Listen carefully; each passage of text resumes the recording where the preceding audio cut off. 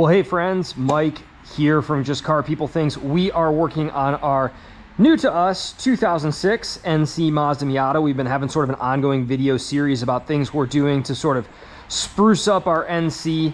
We've fully detailed it. We've done the interior and exterior. We've balanced the wheels. We've done this big long list, changed transmission fluid, big long list of things.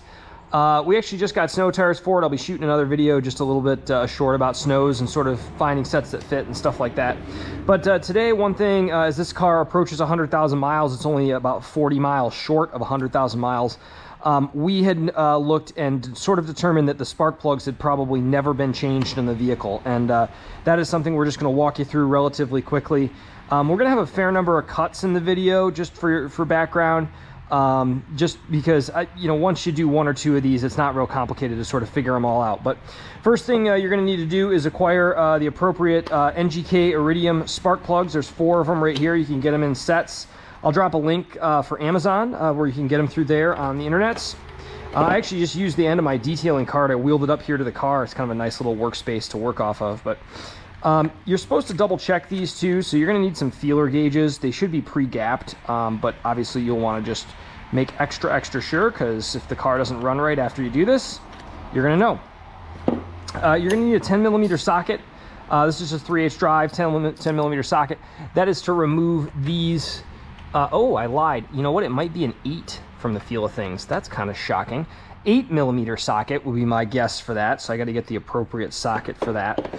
I have a torque wrench. NGK recommends about 14 pounds for these. I think I've got this set at 15. It'll be close enough. You just need enough to collapse that crush washer. I do have a breaker here just in case I need a little more oomph to sort of knock the spark plugs loose. I've heard they can be a little sticky in the Miata. And then lastly, I have this this guy here, which is a 5/8 spark plug wrench or socket. This is specifically designed to fit there. It's got a little wobble to it, and it actually has a magnet inside there, which you can sort of see helps hold this into place. So when you pull the old ones out or seat the new ones, you've got a nice firm spot to work on. I like that a lot more than the rubber gasket style ones. I would actually recommend against those. So that's pretty much everything you'll need. This is a really basic set of hand tools. The only thing maybe a little more exotic is a torque wrench if you don't have one. A cheap torque wrench these days is only about $30 or $40, and they're very helpful. This is a 3/8 one. I have a 1/2-inch one too. You know, all in, probably only $40 or $50 if you buy some sets. But that said, let me grab the appropriate size for that, the 8 for that. And then you have to pop this cover off, and it sits, so you can see there's 1, 2, and then it clips on one of the hoses here. So when right here, actually, there's like a little built-on spot for that. So that sort of pops off. You just give it a good yank up, and it'll pop off. So you can set that aside. You're not going to need it for a few minutes. I'm going to get the appropriate sockets. We're going to start pulling the coil packs off, and we'll show you how to do this. Okay, we're back with the appropriate 8mm socket. I've actually got an adapter. I have a 1/4-inch one too, but I think this will work just fine.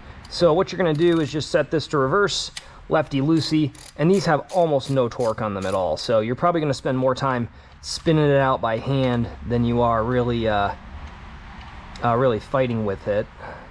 If these things are welded to your car, you've probably got another set of problems. But we'll just back that guy out. You can set that right there. And one thing I'll recommend, you'll pull the electrical. You don't have to pull the electrical, but sometimes it's when these get a little sticky almost. But it is, you should be able to actually pop that right out on the plug itself. You don't have to pop them loose. I don't think it's a bad idea to do so, and it's going to get tougher as we get further back. But I do want to mention one additional thing here. You are going to need a 12mm socket to come back here, and this cross brace on the Miata, this sort of in the Grand Tourings, that you've got this in the sport packages, this brace, you're going to need a 12mm socket here and here to actually remove that brace. So as you work your way back on the car, and this is a bit of a reach, kind of out over yourself a little bit here, but this will just take a little bit of torque to loosen up, and once you get that popped loose, same thing on the other side, this will pop loose as well. And you'll just pull these two nuts out, just like that. One on that side, one then on this side, and this just lifts right out of there. And that will give you access to that last spark plug back there. So with that, we'll pop the other 4 out, or the 3 out here, and then we'll get to the plugs and be back with you. But this is pretty much how it works. This really isn't rocket science. You're just going to loosen that 8mm bolt, and then come back through and make sure that you're good to pop all 4 of the coil packs out of the car. It might be easier, just a note for you, if you really want to take the electrical connectors off, it might be easier for you to do that while they're fixed before removing that. Sometimes you even need like a little bit of a screwdriver just to put pressure on that to pop them loose. It can turn into a bit of a fight. These obviously get hot a lot. Most people who are doing spark plugs have 75, 100,000 miles. I think the service interval is 75,000 miles. You're going to want to take the time to maybe pop those off and just not have to fight with it. So this guy actually was pretty easy. Just give it a good wiggle, and you can see that came loose. But you can sort of set that off to the side, pop this loose. You'll hear it kind of ping loose a little bit, and then you can back this bolt even with the tips of your fingers or with your socket by running the socket sort of in reverse to make it that easy to get out. And that is pretty much it right there to remove that coil pack. So that's how you remove the coil packs. Keep it quick for you guys. You'll obviously want to check them over, make sure you're not seeing anything crazy. Oil blow by. Sometimes if you have seals that go, oil will soak the bottoms of the spark plugs wells, stuff like that. So just give these a good look over. As long as they look maybe a little dusty, but otherwise okay. You can just set that right there with that bolt, and you'll be good to go here as you work your way back. All right, folks, I've actually shifted around the side of the car and threw a towel down just to make sure we're not dinging the fender up. This costs very little. It's a nice freebie, easy thing to do. I did the first plug already here in the car. It was pretty easy to do. Not a lot of resistance. The plug definitely looked worn. I don't think they've ever been changed. But what I do is I take the breaker bar. You'll feel it actually kind of lock on, actuate onto there, and just give it a good little English, and that'll start to spin it. So you can do that. It's pretty straightforward. You'll feel it land on there. You want to try to keep it as kind of straight as you can. And the first couple pushes on this are going to be a little tougher, right? Because you got all those threads to actuate that are on that spark plug. They got a lot of threads on them. So you'll have to kind of work it to get it on. And you can actually, one of the things about one of these torque wrenches or these breaker bars is you can flip it over like that and not have to remove it, which I should be doing like an adult like that. Watch your fingers. I actually nearly got my finger inside that joint there when you do that. So just a note, careful when you come over the top on one of these. But that being said, what you'll notice is as you get to right about here, 2-3 turns in, that resistance really drops. So what I like to do is set this guy aside and then grab my more traditional socket, my 3/8 socket, and you should be able to just pop this guy. You can get your socket on there right out just like this, and you'll see that resistance just keeps dropping as the threads come loose. This is cylinder number 2, and finally we'll reach the point where you actually don't even need the socket on there at all, and you can just go by hand and hand spin it out, and you'll feel it come loose probably pretty close to right around here-ish. And there it goes. And you'll be able to lift that right out with that magnetism in there. This guy is definitely pretty well used, but doesn't look bad. This is what a normal used spark plug should look like. So nothing scary there. You can actually check your gap if you've got a feeler gauge, and see we're pretty close, within a few thousandths. This is definitely opened up a little bit. So here's our cylinder 1 plug. This guy had a little combustion residue on it, a little oil, but no surprises there. All you have to do now, you take your replacement plug, come back in, make sure it's seated so you got good magnetism, you don't want to drop it, and just try to go straight down into the well, and you'll feel it go very easy here. It shouldn't take any real torque to tighten these initially. You see how easy that's going, spinning in. But I've never had a problem with cross-threading personally on a modern car. It tends to be pretty straightforward. Once you're down there, it's a fine-tooth thread, and you'll be able to tighten it down probably almost 90% of the way, right almost to the crush washer, without much effort. So you can always throw your wrench on there in the other direction, and you'll just basically get it to a point where you'll feel it stops spinning. You're sort of out of spin, which is right there. See, it's suddenly tight. And then what you do, torque wrench right there, and you're just going to come back and get 14, 15 pound-feet on it. You just want to make sure that that's clicking. They're going to not feel very tight. That's one thing that's kind of surprising about when you do this. They tend to not feel particularly tight when you do it. So just something to be aware of. Nothing super scary, but we're going to keep working through. That was the second plug. You can actually even kind of as you go throw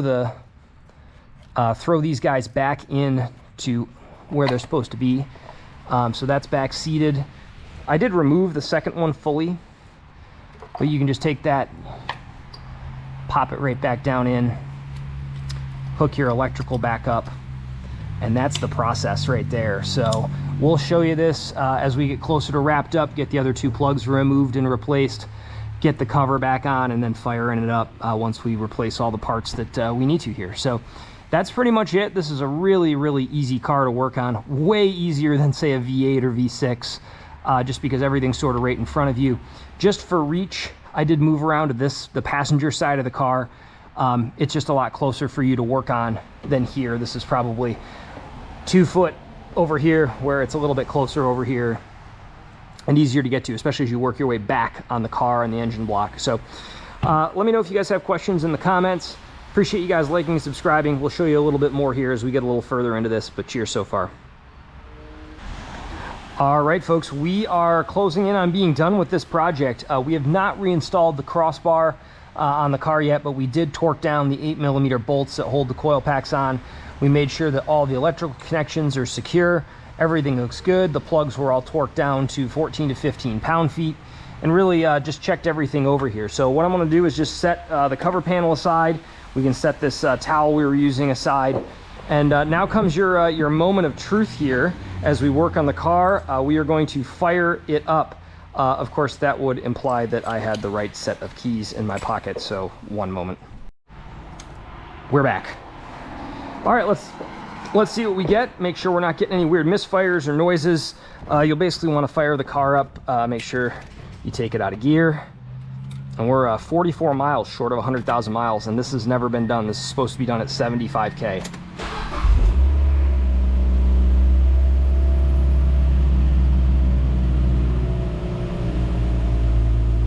Let it idle down, clutch out.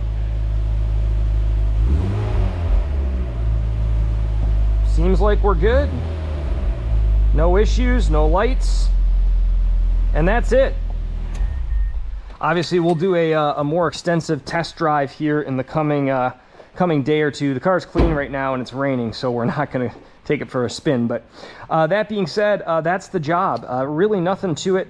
All we'll need to do now is just reattach this crossbar right here. That just goes like that. It's got 2 bolts. If I could give you some advice, do not drop them. They will probably fall to a place you will not be able to find them. I know I just said that and I haven't put them both on, so I'm gonna do it on camera now. But just make life easy and put those on. Make sure they actually thread on, and torque them down real quick with a 12mm socket. Make sure you're set to tight. These don't need a ton of torque on them. They just need to be tight. I don't know what the factory torque spec is for them, but